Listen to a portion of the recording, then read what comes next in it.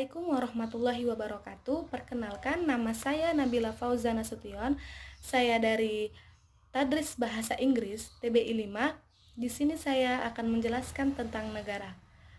Sebelum kita masuk dalam penjelasan, alangkah baiknya kita panjatkan puja puji syukur kita kehadirat Allah Subhanahu wa taala yang telah memberikan kita begitu banyak nikmat dan karunia-Nya, baik nikmat jasmani maupun nikmat rohani, sehingga kita dapat menjalankan kehidupan kita di tengah wabah penyakit ini. Semoga wabah penyakit di negara kita ataupun di negara lain lekas berakhir dan kita bisa melakukan kegiatan kita dengan semestinya. Amin ya robbal alamin. Oke guys, langsung saja.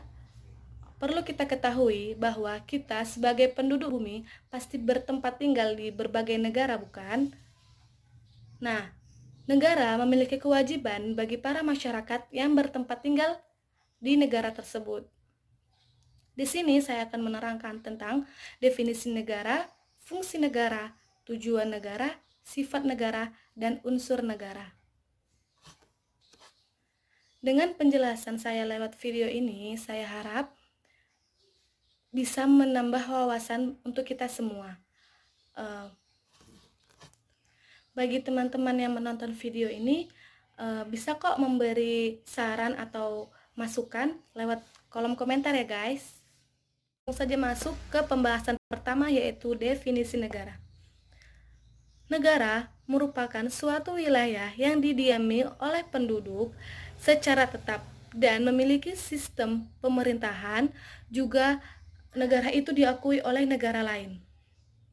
Negara berdiri secara independen dan kita sebagai masyarakat harus mengikuti peraturan yang ditetapkan oleh negara kita.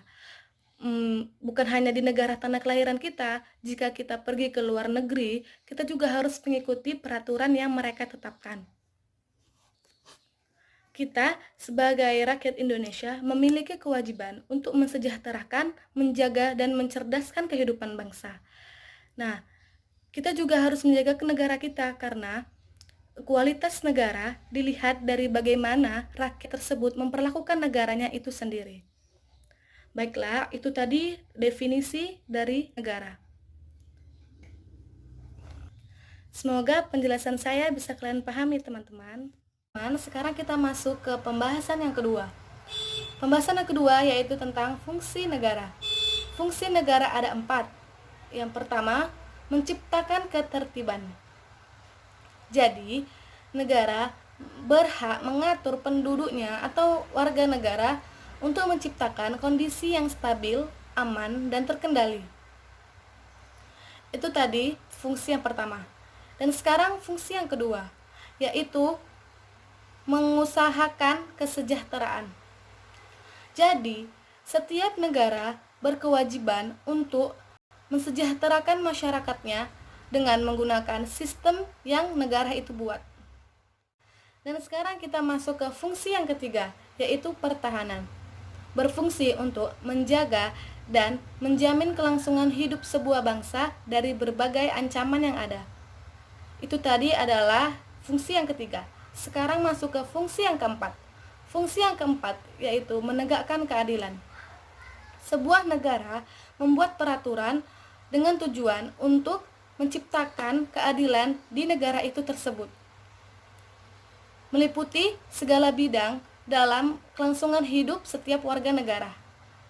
Nah, itulah fungsi-fungsi negara. Teman-teman bisa menambahkan fungsi-fungsi negara di bawah kolom komentar ya guys. Teman, sekarang kita masuk ke pembahasan yang ketiga, yaitu tujuan negara.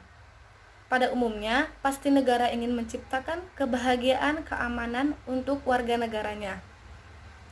Nah, tujuan negara juga tertulis dalam pembukaan Undang-Undang Dasar 1945 di alinea yang keempat, yang berbunyi yang pertama, melindungi segenap bangsa dan seluruh tumpah darah Indonesia. Yang kedua, memajukan kesejahteraan umum. Yang ketiga, mencerdaskan kehidupan bangsa. Dan yang terakhir, ikut melaksanakan ketertiban dunia.